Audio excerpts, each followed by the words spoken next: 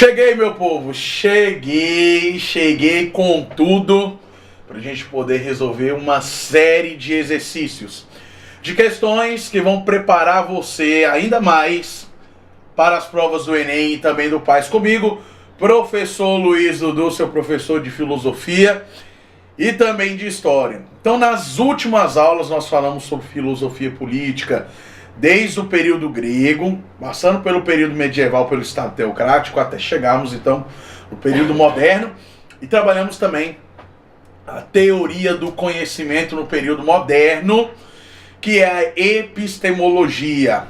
Agora nós vamos consolidar esses conhecimentos em exercícios, para que você possa estar preparado para enfrentar todo e qualquer tipo de situação que aparecer na sua prova. Então vem comigo, porque eu vou te passar muitas dicas e muitos macetes que vão salvar a sua vida na hora da prova.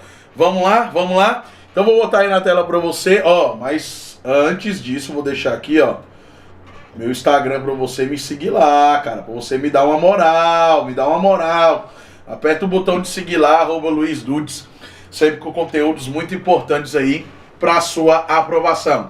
Então vamos lá, pessoal, vamos treinar. Então vamos partir aqui, questão de número 1. E questão de número 1, só de ler a frase aqui, só de você ler essa frase, você já tem que saber de quem que a gente tá falando. Estamos falando de quem? De René Descartes, filósofo do racionalismo. Já dei a dica. Se você ler, você já até sabe a resposta, que já tá craque, né, velho? Já tá craque. Vamos lá.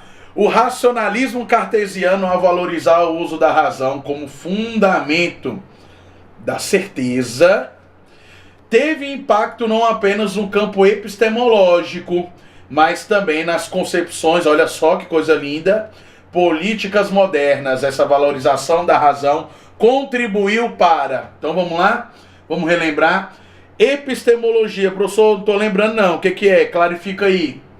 Teoria do quê? Teoria do conhecimento. Teoria do conhecimento, ok? Das formas como o indivíduo adquire e reflete o conhecimento. Basicamente nós temos duas. Quais são? A razão, tá lembrado?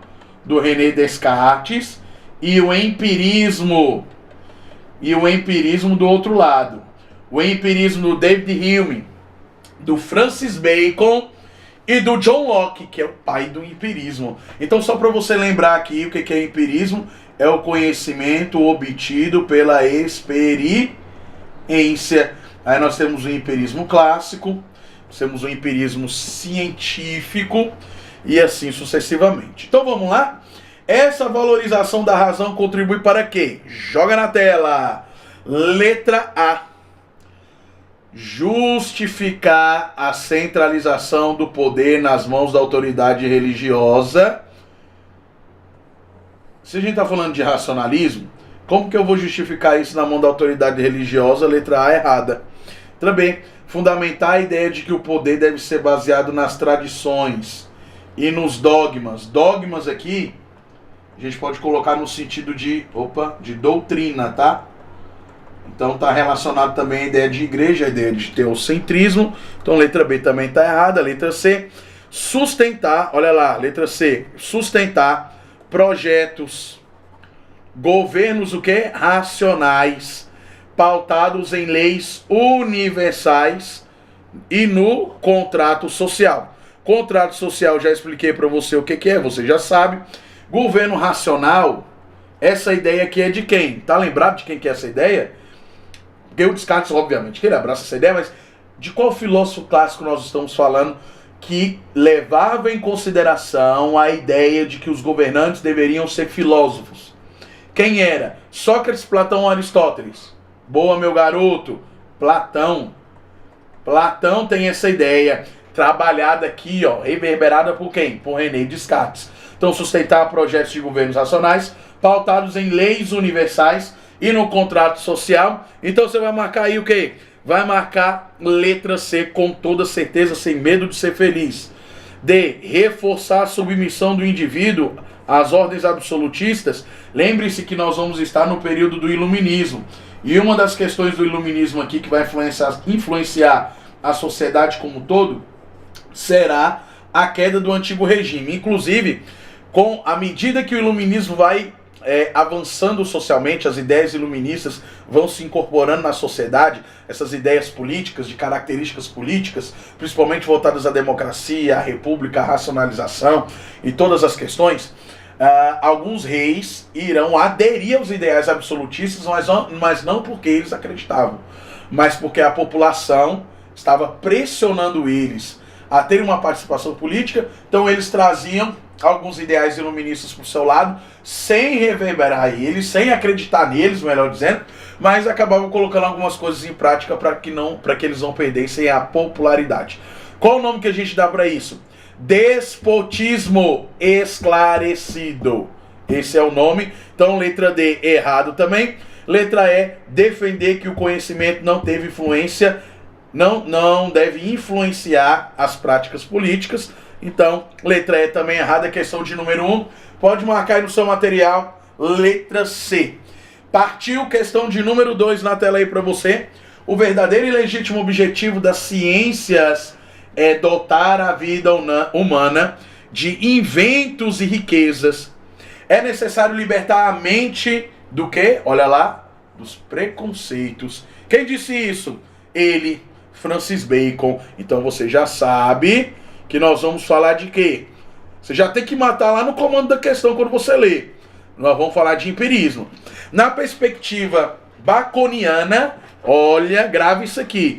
Ah, professor, mas eu não sei o que é baconiana. Caramba, apareceu lá na minha prova baconiana e eu não sei o que significa. Francis o que, meu neném? Francis Bacon. Aquele que vem lá no X-salada, no X-tudo, coisa linda, né? Ô, velho, mas gordo é uma desgrama mesmo, né, bicho? Eu tô morrendo de fome, velho, tu acredita? Francis Bacon, mas não é esse Bacon que você tá pensando, não. Então, falamos de Francis Bacon, falamos de David Hume e falamos de quem? De John Locke, estamos falando de quem? De empirismo. Então, olha lá. Na perspectiva baconiana, o método científico contribui no campo político para, letra A, reforçar a autoridade dos reis como representantes da vontade divina. Letra A errada, reforçar a autoridade dos reis, não. Isso não era a perspectiva, principalmente do iluminismo nesse período, né?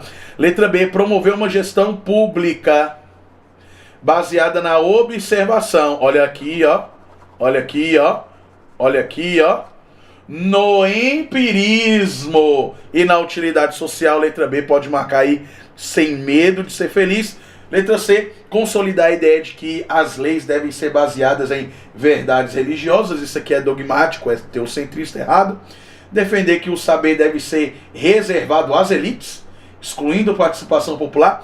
Quais eram uma das questões mais debatidas durante esse período aqui, o período moderno? Era a participação popular nas políticas, né? Nas políticas dos países, dos estados nacionais que estavam se formando. A exemplo do quê? A exemplo da Revolução, Francesa, de quando? De 1789. Segura lá. Vamos lá, letra E. Reafirmar que as relações políticas são definidas pela tradição imutável. Imutável não, tá erradinho, ok? Então, questão de número 2 aí, pode marcar letra B. Questão 3. O fim da sociedade política é a preservação da propriedade, entendida como vida, como liberdade e como bens. Quem disse isso? Locke. Pô, professor, Locke é o quê? Pai de quem? Pai de quem? Pai do empirismo. Então já sei que vai falar pelo empirismo. Por isso que eu tô te falando. Se você conhecer bem esses filósofos, quando a questão cair com o texto, aí você tem um texto e você tem o comando da questão e as alternativas, quando você olhar para o texto da questão e ver quem foi que escreveu, você já vai saber de cara que o cara é racionalista, ou o cara vai ser um empirista, e você já vai conseguir matar a questão logo de cara. Beleza? Então, a partir da concepção de quem? De John Locke, pai do empirismo, pode-se afirmar que, letra A, O poder político tem como finalidade garantir a submissão dos indivíduos ao soberano. Isso aqui é antigo regime. Submissão, deixa a letra A errada. Letra B. A liberdade individual deve ser sacrificada em nome do quê? Em nome da ordem social. Vamos segurar essa aqui? Olha lá a letra C. Olha lá a letra C. O Estado surge para proteger os direitos naturais, especialmente a propriedade, a liberdade e a vida. Propriedade, a letra C errada, D. Os indivíduos devem abdicar de todos os direitos ao aderir ao contrato social. É errado, né, meu bebê? É errado. E a sociedade deve se organizar em torno da autoridade divina. Você quer teocêntrico, tá errado também. Então, quando nós falamos de contrato social, né, dentro da perspectiva dos filósofos contratualistas, que eram aqueles que acreditavam, né, que o indivíduo, quando nasce, assina lá um termo para sacrificar a sua liberdade individual, parte da sua liberdade individual, em relação à ordem social, em troca de proteção, de segurança e assim sucessivamente. Nós temos justamente essa ideia aqui expressa na letra B. Liberdade individual deve ser sacrificada em nome da ordem social, ok? Essa é a perspectiva do que? Aqui, ó. Essa é a perspectiva do contrato social. Então marca aí questão 3, letra B. Tranquilos até aqui? Dúvidas? Perguntas? Não? Então vamos para frente. Olha lá. Questão de número 4. Vou mudar aqui. Ao contemplarmos as relações sociais, percebemos que muitos de nossos juízos sobre justiça e governo derivam do quê? Derivam do hábito, da convivência e da experiência, não de verdades absolutas. Na visão política de David Hume, destaca-se, letra A, defesa da existência de princípios racionais, de princípios racionais, universais, que orientam as relações sociais. Letra A está errada por quê? Professor, mas por que está errado? Não é isso não? Olha só. Quem é David Hume? É filósofo o quê? Ele é empirista ou ele é racionalista? Fala aí pra mim. Ele é o quê? Vou até destacar aqui pra você para ficar melhor. Ó, ele é racionalista. Ele é filósofo racionalista. Ok? Desculpa, racionalista não. Eu viajei aqui na maionese. Ele é empirista. Desculpa. Deleta. Ele não é racionalista não. Ele é o quê? Ele é empirista. Então olha lá. Ele é filósofo empirista. Filósofo empirista. Show de bola? Se ele é filósofo empirista, eu vou levar em consideração essas verdades, esses princípios racionais e universais? Obviamente que não. Então, letra A é errado, letra B. A ideia de que a legitimidade do governo se apoia em fundamentos metafísicos. Caraca, professor, vamos segurar essa letra B aí, porque eu acho que é ela, hein? Vamos segurar ela. Então vamos lá, letra C. O ceticismo quanto à possibilidade de uma política baseada em fundamentos absolutos, priorizando a experiência e os costumes. E aí? Letra C, certo ou errado? Letra C errada. Por quê? Fundamentos absolutos. Tá? Então isso aqui está ligado às questões teocêntricas, está ligado às questões do dogmatismo, do dogma, ok? Então letra D, a noção de que a política deve ser guiada por leis naturais e imutáveis também está errada. Tá? Imutáveis deixa errada. E a letra E, a crença de que o contrato social é o único meio legítimo de formar novos governos, ok? Então, e aí, pessoal? Qual alternativa é a correta aqui? A noção de que a política deve ser guiada por leis naturais e imutáveis? Ou a ideia de que a legitimidade do governo se apoia em fundamentos metafísicos, ou a crença de que o contrato social é o único meio legítimo de formar governos? E aí, qual dessas alternativas aqui é a correta? Então nós vamos marcar aqui letra E, Letra B, tá errada por quê? Diz aqui, ó, fundamentos metafísicos. Isso aqui é tudo aquilo que está para além da física, está relacionado também ao quê? Está relacionado também ao dogma, tá? Então a noção de que a política deve ser guiada por leis naturais, até aqui tá bacana, mas imutáveis dentro da perspectiva aqui do David Hume, aí não, né? Aí não. Porque imutáveis é a perspectiva o quê? É a perspectiva absoluta. Então a crença de que o contrato social é o único meio legítimo de formar governos, ou seja, na perspectiva, levando em consideração a perspectiva do ser individual, que abre mão da sua liberdade para que ele possa, de alguma forma, deter alguns benefícios que são advindos aí do governo. Então vamos passar para a questão de número 5. Questão de número 5 já está aí na tela para você, vamos lá? Olha lá. Até então, supunha-se que todo o nosso conhecimento devia se ajustar aos objetos, mas invertamos essa relação. São objetos que devem se ajustar ao nosso modo de conhecer. Kant. Na política, a filosofia kantiana se conecta à ideia de que, vamos lá? Questão 5. A ética e as leis devem ser construídas a partir de costumes locais, independentemente de princípios racionais. Aí aqui errou. Aqui a palavra independentemente. Errou, letra A, erradíssima. Letra B. O agir político deve obedecer às máximas subjetivas e contingentes. E aí? Questão de número 5, letra B. Errada também, olha lá. O agir político deve obedecer a máximas subjetivas e também contingentes. Então, letra B errada. Letra C. As ações políticas devem seguir princípios universais, derivados do que? Da razão, como um imperativo categórico. Aqui você pode marcar lindamente letra C, ok? Lindamente letra C. Professor, imperativo categórico é o quê? Imperativo categórico é a teoria ética, do modelo de comportamento ético que cada indivíduo deve ter dentro da perspectiva do Kant, ok? Tanto Kant quanto Spinoza, quanto outros filósofos vão trabalhar a ideia de ética. A ética que é essa ciência universal que visa modelar os comportamentos humanos dentro das mais diversas esferas sociais.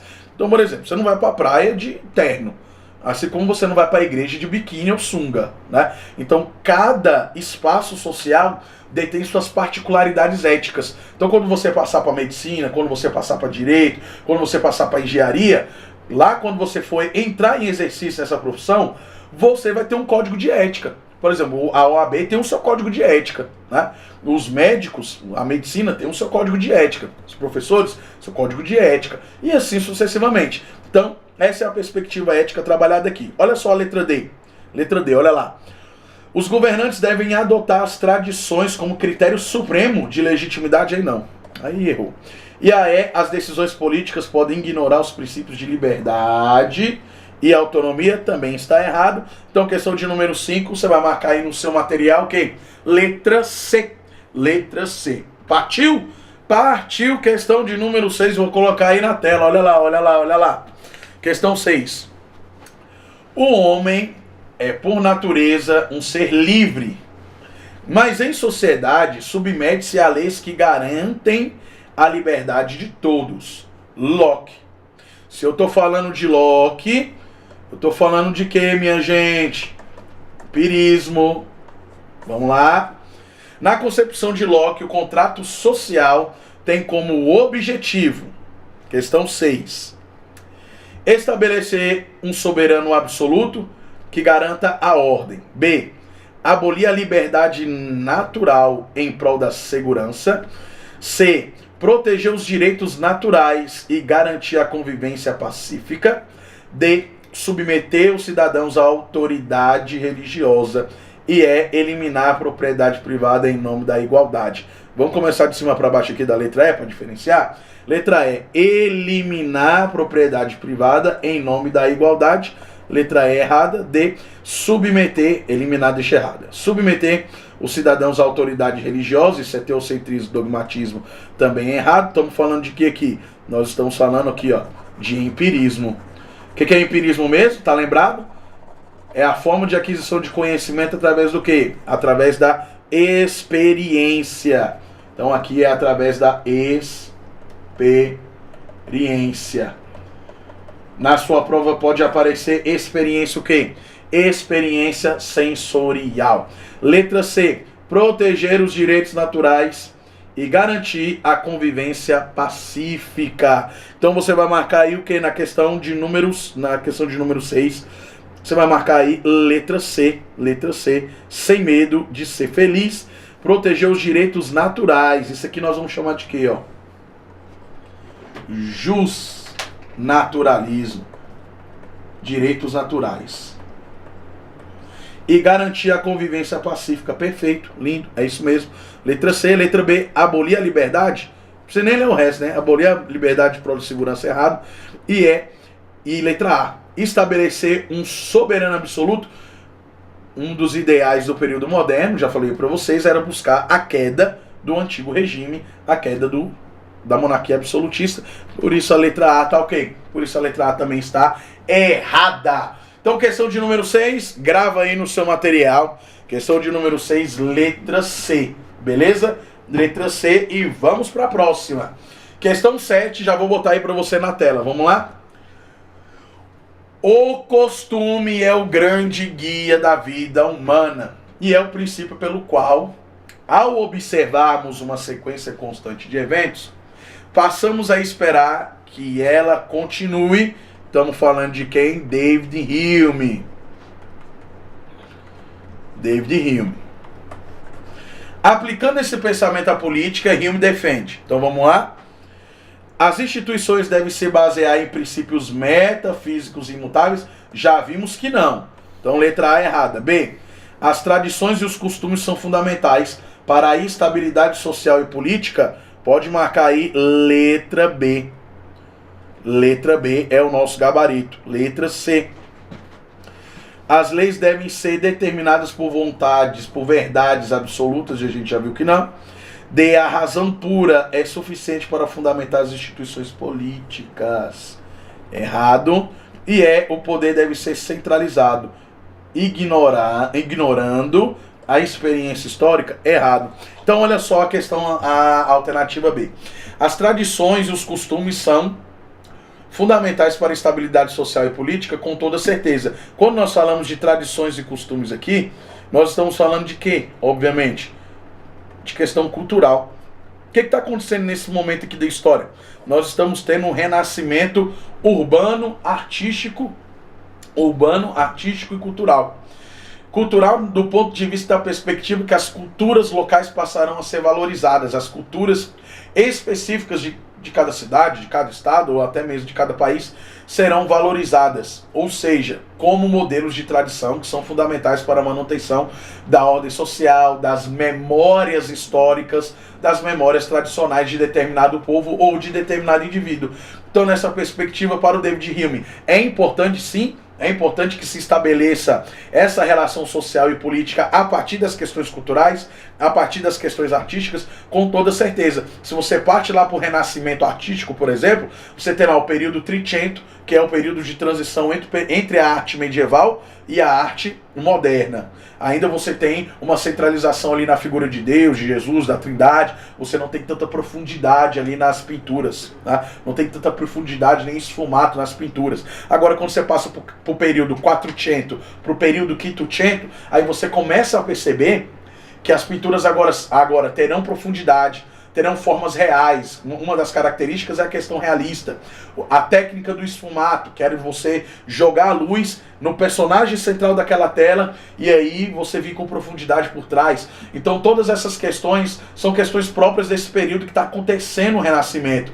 E aí você parte também para a arquitetura, você parte também ali para a questão da escultura, né? Como a escultura de Davi, por exemplo, que revela os detalhes mais mínimos do corpo humano. Aí você passa para a arquitetura do período moderno, onde tem a intenção, o objetivo de trazer uma modernidade às construções arquitetônicas prediais com as suas abóbadas, né?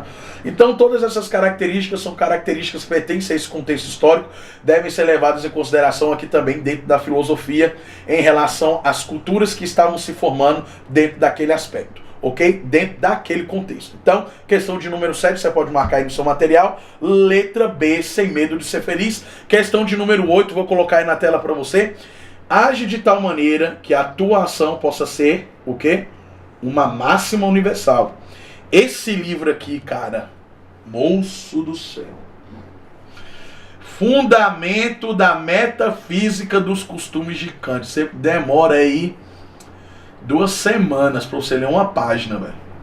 Tão complexo que o cara é. Tem uns caras que tem o dom da escrita, mas é o dom de dificultar a nossa compreensão. Porque esse livro aqui é tenso, mano. Esse livro é complicado. Então estamos falando de Kant, né? Qual é a dinâmica do Kant? O Kant ele vai unir, vocês estão lembrados? Ele vai unir o quê? O empirismo. Ele vai unir o empirismo ao racionalismo. Não é isso que ele vai fazer? Ele vai criticar essa estrutura dicotômica que era colocada pelos filósofos que defendiam cada uma das duas visões, né? Então, por exemplo, Descartes, que era racionalista, e aí você tem o Locke, que era empirista. Então havia essa divisão, né? Quem era racionalista. Quem era empirista. O Kant vai dizer o seguinte, não. Tem como a gente poder unir as duas coisas e usar as duas coisas para a gente poder obter conhecimento. Então, olha lá. A aplicação desse princípio kantiano à política sugere que, então, questão 8. A política deve ser guiada pela busca da felicidade individual acima de qualquer princípio. E aí? Certo ou errado?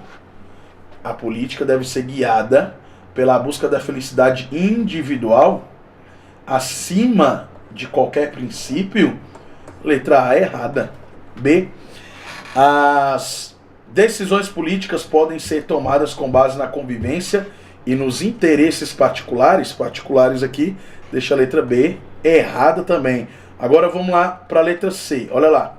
Os atos políticos devem se orientar por deveres que são o quê? Universais. É aqui que ele vai trabalhar o quê, gente? Nós falamos agorinha numa questão anterior aí.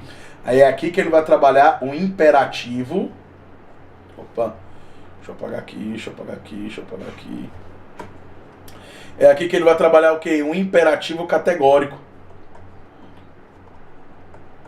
Imperativo categórico. É aqui que ele trabalha a ideia do imperativo categórico. Que possam valer para o quê? Que possam valer para todos. Princípio da ética. Então, questão número 8, letra o quê? Letra C. O Estado deve priorizar os interesses do governante em detrimento da coletividade? Negativo, errado. E letra E, a moralidade é irrelevante na tomada de decisões? É errado também, então por isso nosso gabarito só pode ser qual?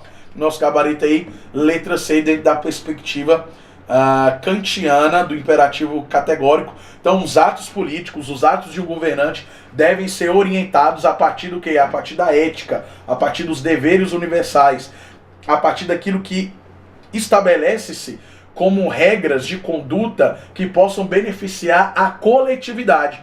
Não a individualidade, não nada em detrimento da coletividade, mas são regras que valem para todos. Por isso ele trabalha a ideia daqui de quê? De imperativo categórico. Show de bola? Questão 8, moleza, né? Moleza, se você já conhecia ou assistiu a aula anterior, a nossa aula anterior, trabalhamos também algumas questões para consolidar esse conhecimento, inclusive questões que são um pouco semelhantes que nós já trabalhamos na aula passada, mas possui aí alguma diferença, né? Possui aí certa diferença. Como essa questão aqui, ó.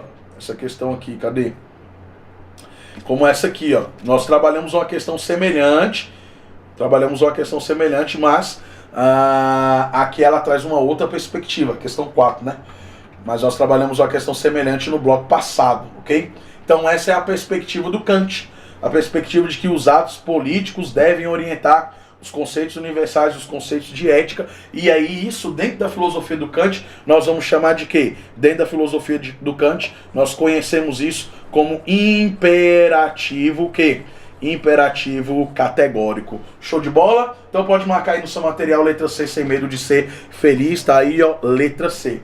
Questão de número 8, vou botar... 8 não, desculpa. Questão de número 9, vou botar aí na tela para você. Vamos lá? O método científico deve ser colocado a serviço do bem-estar social, rompendo com as tradições infundadas e buscando soluções práticas. Estão falando de quem? Francis Bacon, então é empirismo. Dessa perspectiva, o pensamento de Bacon influencia a política moderna ao... Vamos lá? Letra A. Letra A. Defender que a política deve se submeter aos dogmas e tradições. A gente já viu que não. B.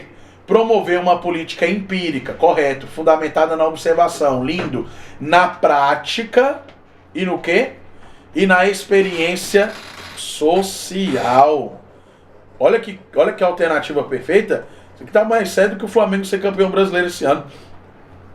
Então pode marcar aí 9, letra B. C. Negar qualquer relação entre política e ciência, negativo. Letra D, afirmar que a política deve ser guiada exclusivamente pela fé. Isso aqui, ó, a gente já viu que é o quê? Teocentrismo. Isso aqui é teocentrismo. Então, se é teocentrismo, eu estou falando de qual período qual período histórico. Se é teocentrismo, eu estou falando de qual período histórico da filosofia. Vai lá, período medieval. Isso aí. Período medieval. Certíssimo. Então, letra E, sustentar que o saber deve permanecer restrito aos grupos governantes. Aí não, né, meu bebê? Aí não. Aí errou. Então pode marcar aí questão de número 9. Penúltima questão desse bloco. Questão de número 9, letra B. Promover uma política empírica de quê? De observação e também de experiência prática. Ou seja, o indivíduo está inserido no meio. E de modo que ele está inserido, ele também contribui para que essa política seja bem fundamentada. Fundamentada na observação, na prática e na experimentação social. Ou seja, essa experimentação social aqui, nós podemos chamar ela de quê? De relações sociais. Podemos chamar ela de relações sociais. Show de bola? Tranquilo? Perfeito, né? Perfeito, questãozinha marota. Então vamos lá? Vamos partir para a nossa última questão deste bloco. Questão de número 10. Vou colocar aí na tela para você. Por mais que eu queira, não posso não pensar. Isso me prova que sou algo que pensa. Descartes. Racionalismo. Que lindo! A autonomia do sujeito pensante proposta por Descartes tem reflexo na política moderna. Por quê? Então vamos lá. Letra A. Reforça a tese de que o indivíduo deve se submeter cegamente às ordens estatais. Errado. Letra B. Sustenta que a razão individual deve ser descartada em favor dos costumes sociais. Errada de novo. C. Contribui para fundamentar a ideia de sujeitos livres e autônomos, capazes de participar da sua construção de ordem política. Pode marcar aí letra C, com toda certeza, sem medo de ser feliz. D. Defende que as decisões políticas devem ser centralizadas. Aqui nós estamos falando de antigo regime, né? Então, tá errado. E nas autoridades religiosas errou 2 vezes, na mesma alternativa. E letra E. Afirma que a liberdade individual é incompatível com qualquer forma de governo. Errado também. Então, olha só, lá para a letra C. Olha lá a letra C. Contribui para fundamentar, é básico, é a base, a ideia de sujeitos o quê? Livres, autônomos, capazes de participar de quê? Da construção e da ordem política. Então, show de bola, meu bebê. Perfeito isso aqui. Questão de número 10. Lindo, maravilhoso, perfeito. Como é toda a filosofia? Filosofia maravilhosa, perfeita, bela, linda, né? Tudo de bom, tudo de bom. Essa galera da Exatos aí, é um pouco complicada, né? Mas é isso aí. Então, pessoal, com isso nós concluímos aqui mais um bloco de exercícios que com toda certeza vai te levar para um topo mais elevado do conhecimento. Aqui no projeto Construindo Vencedores, você tem a sua aprovação garantida. Então divulga esse vídeo, cara. Divulga o nosso canal. Divulga, manda pro seu colega, manda pro amigo da escola, manda pro seu primo, manda pro seu tio, manda pro seu pai, manda pra sua mãe, manda pra galera que você sabe que tá estudando, que quer voltar a estudar. Aqui você tem o melhor conteúdo com a gente, com toda certeza. Então fica com a gente aqui, porque vem mais filosofia aí pela frente, vem mais filosofia aí, vem mais história também pela frente. Então eu me despeço aqui de vocês, forte abraço, grande beijão e até a próxima. Vá e vença, porque uma vaga com toda certeza é sua. Tchau!